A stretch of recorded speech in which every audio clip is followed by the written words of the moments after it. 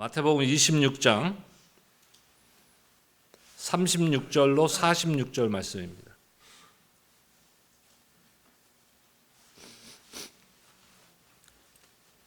저와 여러분들 한 절씩 교독하도록 하겠습니다. 제가 36절 말씀 읽겠습니다. 이에 예수께서 제자들과 함께 겟세마네라 하는 곳에 이르러 제자들에게 이르시되 내가 저기 가서 기도할 동안에 너희는 여기 앉아 있으라 하시고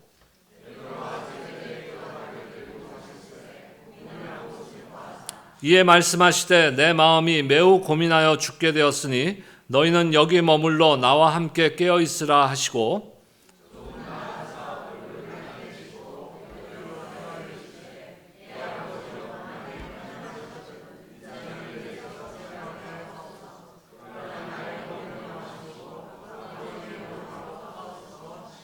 제자들에게 오사 그 자는 것을 보시고 베드로에게 말씀하시되 너희가 나와 함께 한 시간도 이렇게 깨어 있을 수 없더냐.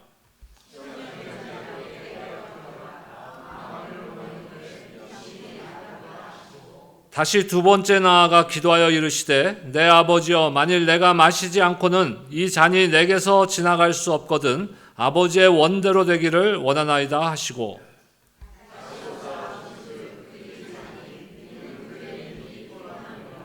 또 그들을 두시고 나아가 세 번째 같은 말씀으로 기도하신 후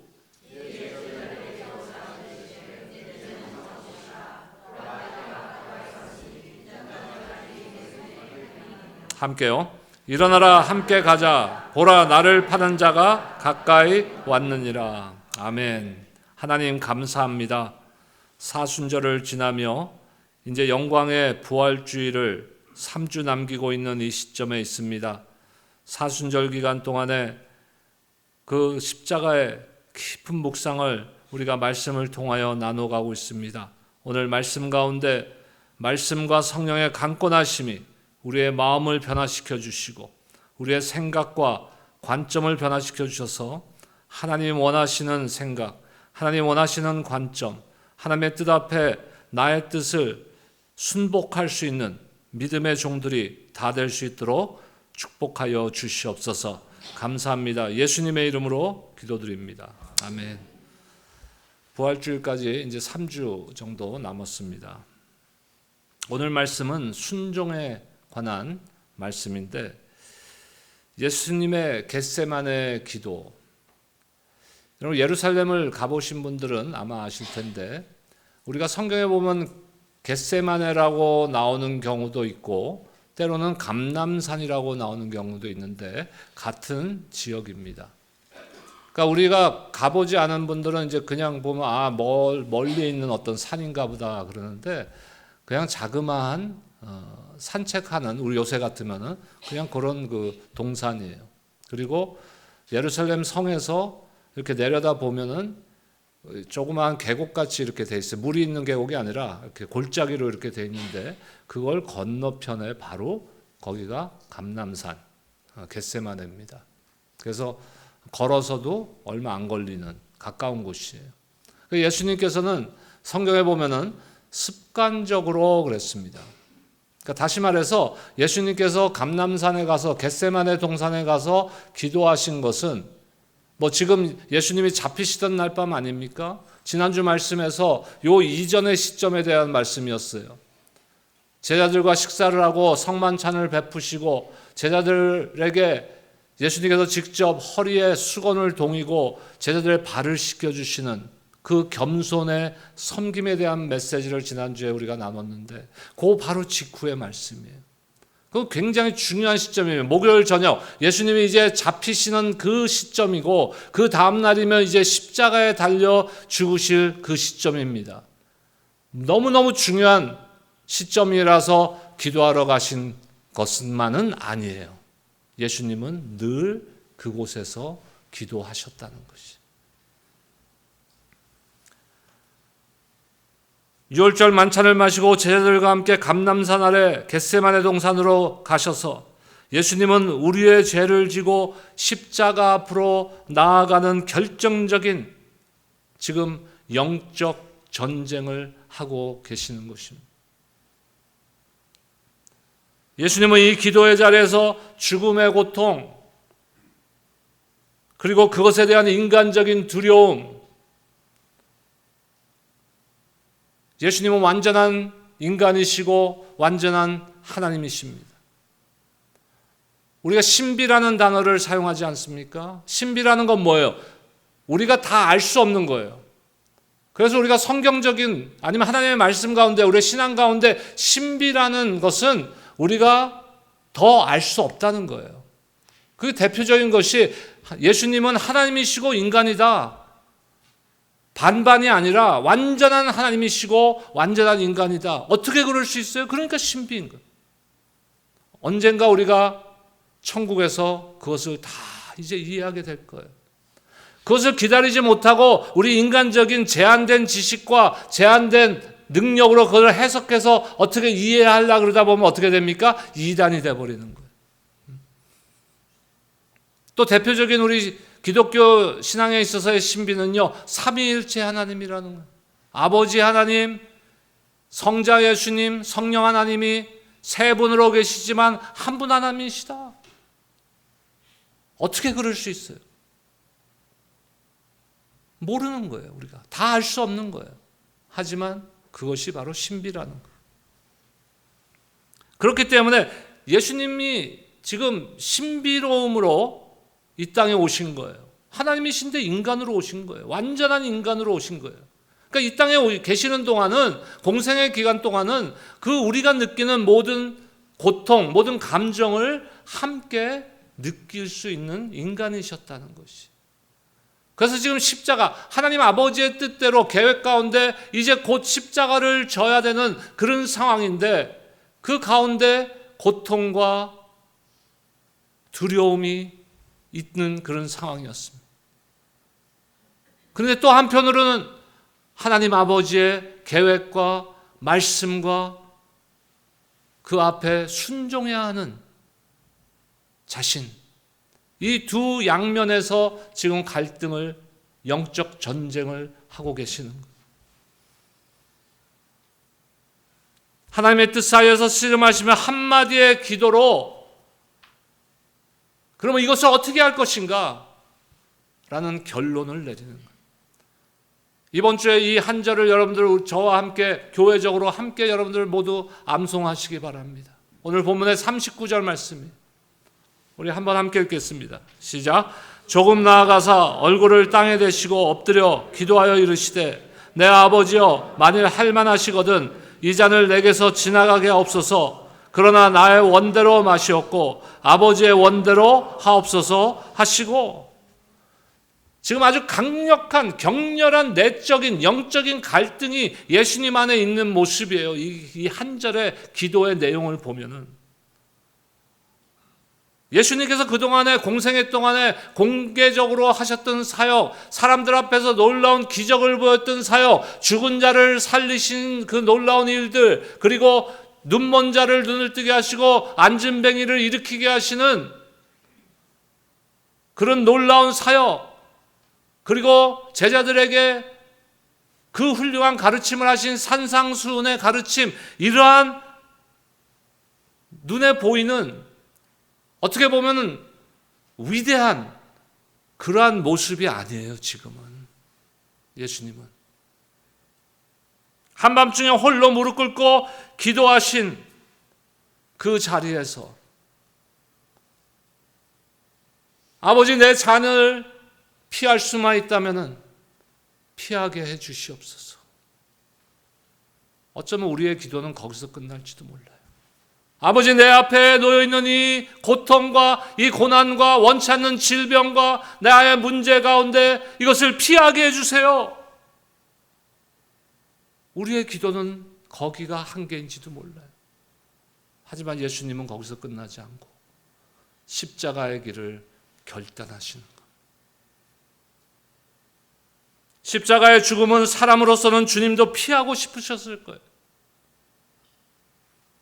하지만 주님은 자신의 뜻을 꺾고 아버지의 뜻대로 이루어지기를 기도하신 거예요. 어쩌면 순종이란 단어로는 너무 약해요. 순종, 복종, 절대적 복종, 그 두 가지 단어를 합쳐서 제가 좋아하는 단어가 있죠. 순복. 순복. 하나님의 뜻 앞에 예수님이 자신의 뜻을 꺾고 순복하시는 모습이에요. 우리의 신앙에 과연 이런 순복이 있습니까? 이 순복에는 무엇이 뒤따릅니까? sacrifice. 희생이 뒤따르는 거예요. 희생이.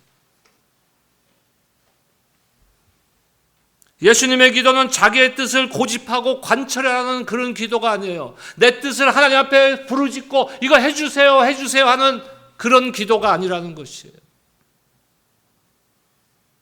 자기를 꺾고 아버지의 뜻에 순복하는 기도.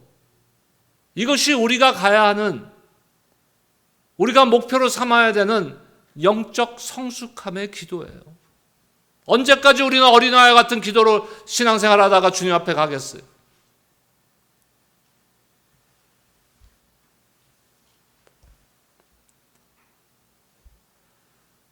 예수님은 아버지께, 하나님께 순복하셨습니다. 그리고 그 복종하심이 그분을 온전케 하신 거예요. 복종하심으로 예수님은 온전해지셨다고 히브리서 기자는 성경에서 기록하고 있습니다. 히브리서 5장 8절과 9절 말씀 보겠습니다. 함께 읽겠습니다. 시작. 그가 아들이면서도 받으신 고난으로 순종함을 배워서 온전하게 되셨은즉 자기에게 순종하는 모든 자에게 영원한 구원의 근원이 되시고, 순종함으로써 온전함이 되셨고 이제는 그분을 따르며 그분에게 순종하는 자들에게 구원을 주신다는 거예요. 저와 여러분들은 예수님을 따르는 예수님의 친구들, 예수님의 제자들인 줄로 믿습니다. 우리에게 구원을 주시는 거예요. 예수님을 따른다는 게 뭐예요? 그냥 길 따라가는 거예요? 아니잖아요. 예수님이 하시는 대로, 예수님의 말씀대로 우리가 살아가는 것을 의미하는 것입니다. 그래서 자기를 순종하는 모든 자에게 영원한 구원의 근원이 되셨다고 히브리서 기자는 지금 선언하고 있는 거예요. 도대체 믿음이 뭡니까, 여러분? 예수 그리스도를 마음으로 믿고 입으로 시인하면 구원을 얻으리라고 선언해 됐죠, 말씀에서. 그러면 내가 예수 그리스도를 믿는다는 건 뭐예요? 마음으로 믿는다고 말씀하시잖아요. 사도 바울은 로마서 6장에서 그것을 마음의 순종이라고 설명하고 있어요. 믿음은 마음의 순종이다. 예수님 믿습니다 하지만 순종하진 않아요. 그 믿음이 과연 진짜 믿음일까요? 예수님 좋아해요. 지지난주 설교에 제가 Not a fan, 팬인가 제자인가라는 책을 잠깐 소개했었죠. 예수님 좋아해요. 다 좋아해. 크리스찬만 좋아합니까? 예수 안 믿는 사람들도 예수님 좋아해요. 훌륭한 분이시라고 다 인정해요. 근데 중요한 건 뭐예요? 순종은 안 해.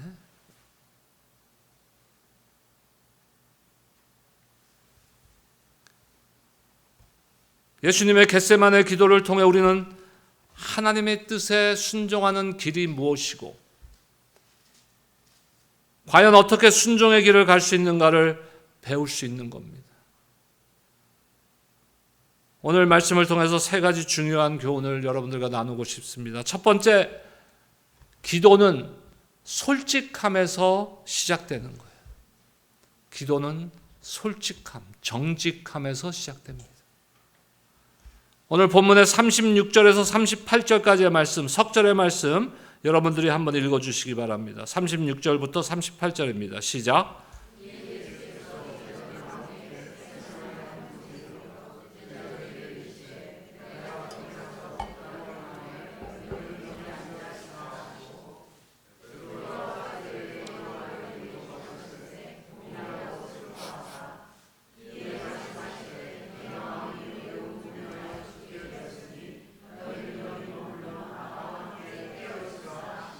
아멘. 예수님께서 제자들과 겟세마네로 가셨고 이제 세 명의 제자 베드로, 야고보, 요한을 따로 데리고 가셔서 뭐라 그러십니까? 내 마음이 심히 고민하여 죽게 되었으니 너희는 여기 머물러 나와 함께 깨어 있으라 그랬어요. 예수님께서 그 자신의 지금 고통, 자신의 지금 두려움 제자들한테 감추지 않았어요. 내가 심히 고민하여 죽게 되었다. 정직하게, 솔직하게, 고통스럽고 외로운 마음, 죽을 만큼 힘든 상태를 제자들에게 솔직히 나누셨다는 것이.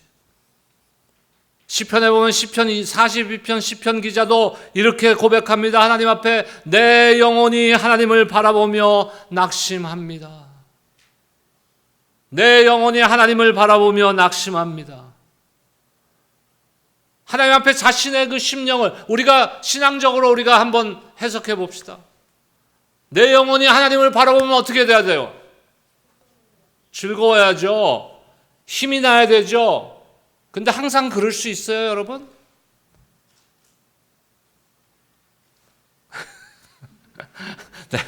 대답을 하도 안 해서 우리 조지현 집사님을 딱 한번 째려보니까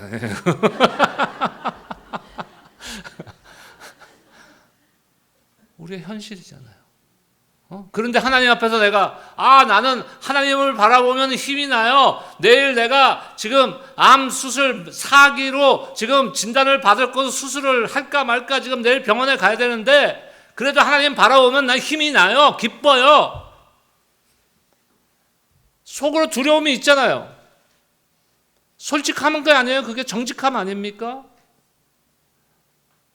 우리가 하나님 앞에 미사여구를 써서 기도할 필요 없어요. 우리 하나님 앞에 정직하잔 말이에요. 정직하자. 나의 고통을 하나님 앞에 정직하게, 예수님조차도. 자, 지금 이제 내 질문에 손을 드시는 분은 내가 큰 상을 드릴 거야. 자신이 예수님보다 큰 자다라고 생각하는 분? 잘 못 알아들었어요? 내가 예수님보다 크다. 내가 예수님보다 훌륭하다. 없죠. 아무도 없잖아요. 근데 예수님조차도 하나님 앞에 이 잔을 피할 수 있다면 피하게 해주세요. 솔직한 그 인간으로서의 고뇌와 고통과 염려와 두려움을 쏟아내잖아요. 하나님 앞에 정직해야 돼요. 솔직해야 돼요. 제가 찬양 사역 처음 시작했을 때 우리 지금 넥스젠에서 찬양 인도하시는 또 금요일날 또 KM에서 드럼 치시는 우리 빌윤 집사님. 빌윤 집사님 누군지 아시죠? 빌륜 집사님은 기도해도 우시고 찬양하다가도 우시고 자기 인도하시다가도 우시고 딱 보면은 야 그래 내가 저 모습이었어. 근데 제 멘토 중에 한 분이 그러더라고요. 전도사 때인데 제가 전도사님 인도자는 절제를 해야 돼요. 왜? 내가 하나님을 찬양하고 예배하는 것도 중요하지만 회중들을 예배 자리로 이끌어 가야 되기 때문에 눈물을 흘리는 자체가 나쁜 건 아니에요. 하지만 인도자의 자리에 섰을 때는 절제해야 돼요. 그래서 그때부터 참느라고 그냥 눈물이 쏟아져요. 왜냐면 찬양을 5곡 만약에 인도하는데 첫 곡 1절 하는데 눈물이 터져버리는 거예요. 하나님 앞에는 우리가 그 정직함이 있어야 되는 거예요. 우리에게 고통이 찾아올 때 감추거나 혼자 견디려고 하지 말았어요. 우리에게는 우리의 고통을 다 아시며 우리의 기도에 귀 기울여 주시는 우리가 아바 아버지라고 부르는 하나님이 계시잖아요. 하나님께 쏟아내세요. 어린아이들이 뭘 갖고 싶어 장난감 하나를 갖고 싶은데 그거를 혼자 견디고 하는 건 어린아이입니까 그게? 내가 조금만 기다리자. 커서 내가 돈을 벌어서 저 장난감, 레고 장난감을 내가 30살 되면 사고야 말 거야. 그런 아이는 없어요. 우리 하나님 앞에 아이들이에요. 하나님의 자녀들. 아버지 힘들어요. 예수님이 토로하시는 그 정직함. 또 하나님만 계십니까? 믿음의 지체들이 함께 있잖아요. 형제 어렵습니까? 어떤 문제가 있습니까? 우리 함께 기도해요. 함께 기도해서 아버지께서, 하나님께서 이 문제를 어떻게 해결해 주시는지를 우리가 한번 함께 바라봅시다. 공동체가 있는 거예요. 함께 기도하며 위로하는 동역자들이 있는 거예요. 함께 기도할 수 있는 믿음의 지체들이 함께 있습니다. 홀로 고통받는 것이 아니라 믿음 안에서 함께 교제함으로써 서로 위로하고 격려함으로 그 위에 나의 그 힘든 마음을 다 알아주시는 하나님 아버지께서 계신. 참된 기도는 나의 상황과 감정을 억누르거나 감추는 것이 아니에요. 정직한 마음으로 하나님 앞에 쏟아내는 것입니다. 하나님은 우리가 정직하게 나아갈 때 응답하시며 위로하시는 분이심을 여러분들 믿으시기 바랍니다.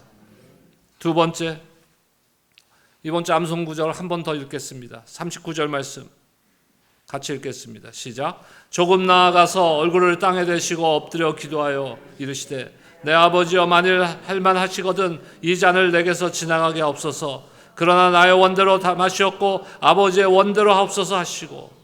이 기도에는 예수님의 양면의 모습이 드러나고 있습니다. 두 가지의 깊은 고백이 들어있어요. 첫째 고백은 뭡니까? 고통을 피하고 싶어 하시는 예수님의 간구로 이 잔을 지나가게 하옵소서.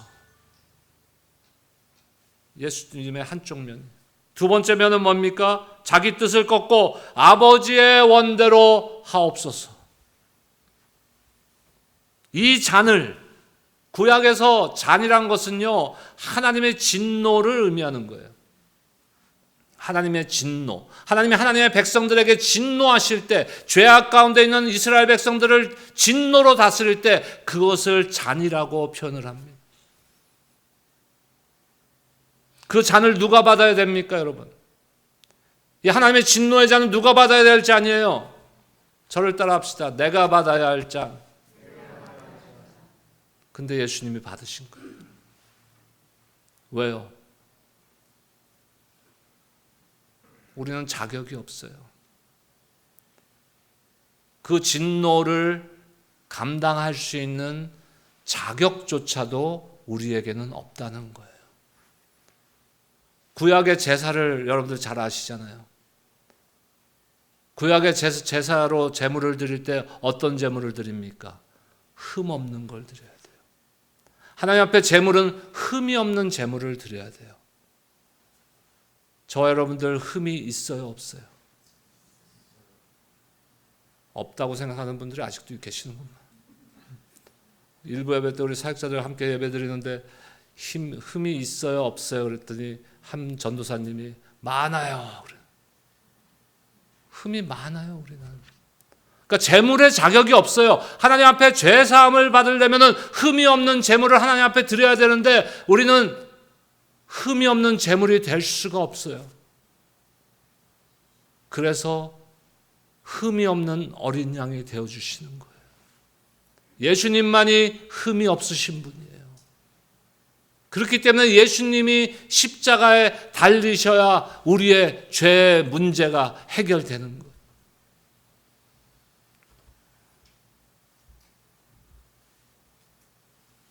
예수님의 순종은 말로만 순종하는 쉬운 순종이 아니었습니다.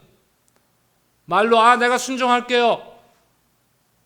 행함이 뒤따르지 않으면 그건 진정한 순종이 아니죠. 이 땅에서의 우리의 신앙생활은요, 다 프랙티스예요.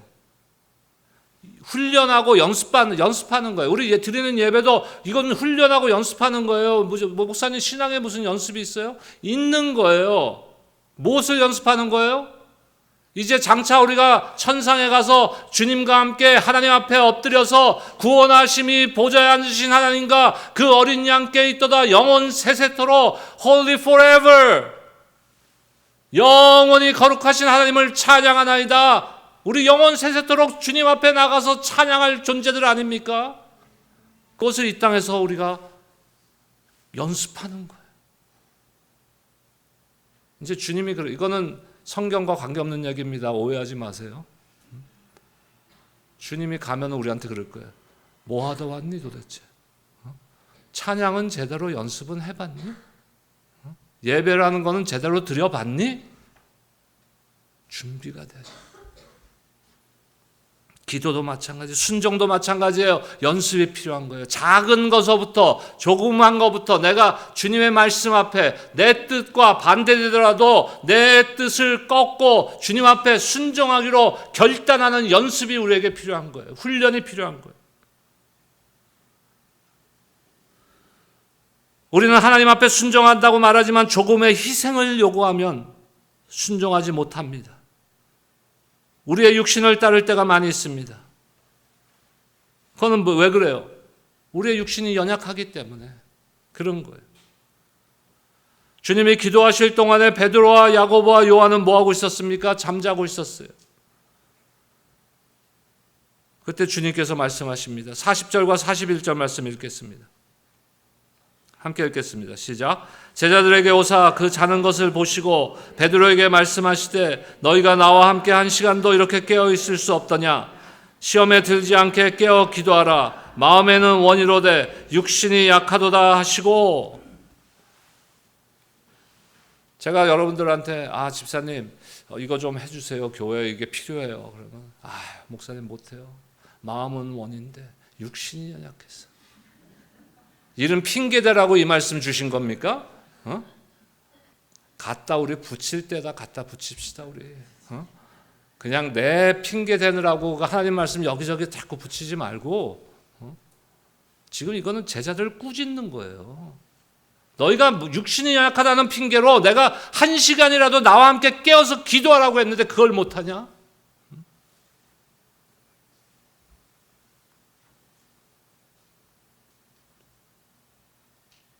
우리에게도 그런 연약함이 있지 않습니까? 그리고 우리도 인생에서 피하고 싶은 자를 만날 때도 있어요. 그때 기도는 뭡니까? 기도는 내가 피할 자를 피하고자 하는 도피가 아니라 하나님의 뜻에 나를 맞춰가는 훈련이라는 것이. 나의 현실을 내가 피하고자 하는 그 잔, 예수님은 그것이 십자가의 죽으심이었죠. 그 잔을 피하고자 하는 것이 기도가 아니라 기도를 통해서 나의 육신으로는 내가 이걸 피하고 싶지만 하나님의 뜻에 내가 순복하겠습니다 하는 것을 훈련하는 것이 바로 기도인 것이.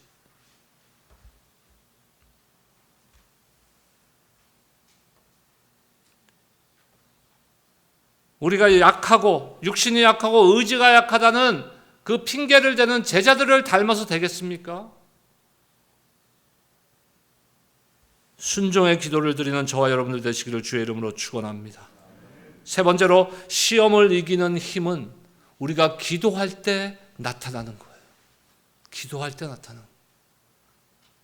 예수님은 기도의 자리에 서 있지 못하는 제자들의 연약함을 이해하시면서도 한편으로 이해하는 거예요. 너희 육신이 연약해서 그런 거다 하시면서도 기도의 중요성을 반복해서 강조하고 계세요. 제자들에게 시험에 들지 않게 깨어서 기도하라고 하십니다. 그러면 이거를 반대로 우리가 해석하면 뭐예요? 시험에 들지 않게 기도해라. 깨어서 기도해라. 반대로 얘기하면요. 깨어서 기도하지 않으면은 시험에 든다는 얘기예요. 시험에 든다는 얘기. 어떤 분들은 저한테 너무 떳떳하게 얘기해. 목사님 나 시험에 들었어. So what? 어떡하라고 나보고. 하나님하고 해결하세요.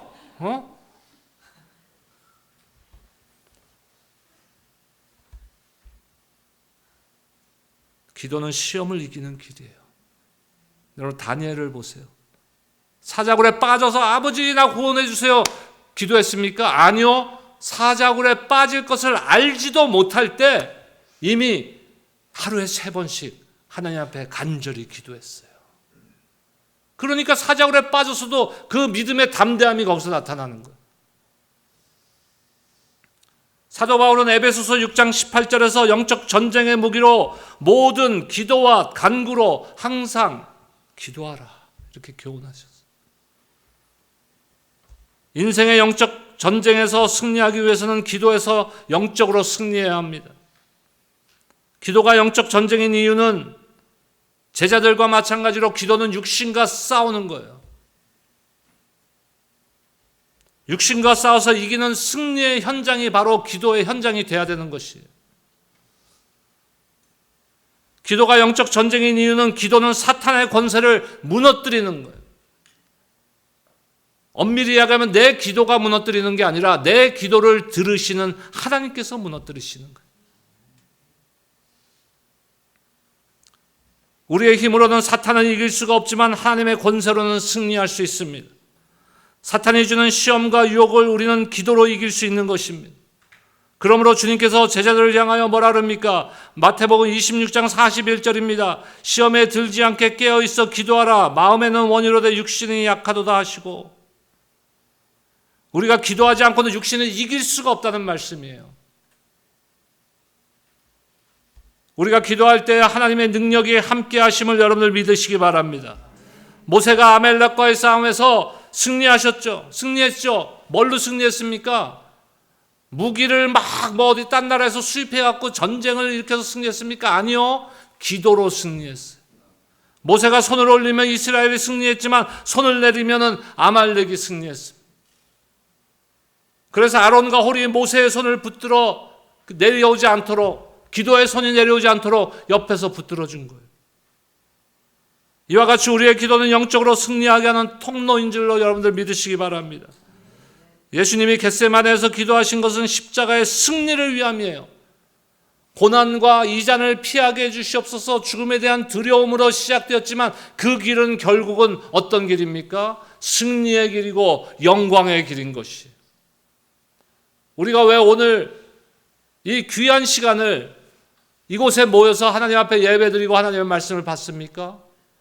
우리도 그 영광을 향하여서 달려가기 때문에, 예수님께서 먼저 보여주신 죽은 자 가운데서 사흘째 부활하신 그 영광의 부활의 주님을 우리도 따라갈 것이고, 언젠가 우리가 주님이 이 땅에 다시 오시는 그날에 완전히 창조 때 회복된 모습으로, 완전한 모습으로, 영화로운 모습으로 회복되어서 주님과 함께 왕노릇할 것을 우리가 알기 때문에, 그 영광을 우리가 알기 때문에, 주님도 그 영광을 아셨기 때문에 하나님 앞에 순종했던 것입니다. 결론입니다. 나의 겟세마네의 결단은 무엇입니까? 이 사순절을 지나며 예수님께서 겟세마네 기도에서 결단하셨듯이 우리는 어떤 결단을 해야 될까요? 예수님은 겟세마네에서 고통을 느끼셨고 기도하셨고 결단하셨고 그 길로 나아가셨어요. 오늘 성경의 마지막 절에 보니까 일어나라 함께 가자 보라 나를 파는 자가 가까이 왔느니라. 이 말씀은 그냥 가룟 유다가 가까이 왔다, 로마 병정들을 데리고 가까이 왔다, 그냥 그런 단순한 말이 아니에요. 이제 내가 그 십자가의 그 아름다운 순종의 길을 가겠다 선언하시는, 이제 우리 순서입니다. 세 가지를 결단합시다. 첫째, 우리 자신에게 질문하시기 바랍니다. 나는 어떤 잔 앞에 서 있습니까? 여러분들이 갖고 있는 고통과 여러분들이 갖고 있는 문제는 무엇입니까? 두 번째, 나의 기도는 솔직합니까? 아니면 형식적입니까? 목사님, 나도 하루에 3번은 기도해요. 새끼 먹으니까. 우리 식기도 위주의 기도 생활 하지 맙시다. 하나님 앞에 솔직하게 기도해야 돼요. 마지막 세 번째, 하나님의 뜻을 구하며 깨어서 기도하고 있습니까? 이 사순절이 깊어가는 이 시점에 이 세 가지 질문을 항상 우리 자신에게 스스로에게 하면서 그 아름다운 순종, 나를 위해서 그 십자가의 길을 순종하시며 가셨던 예수 그리스도를 바라보며 승리하는 저와 여러분들 되시기를 주의 이름으로 축원합니다.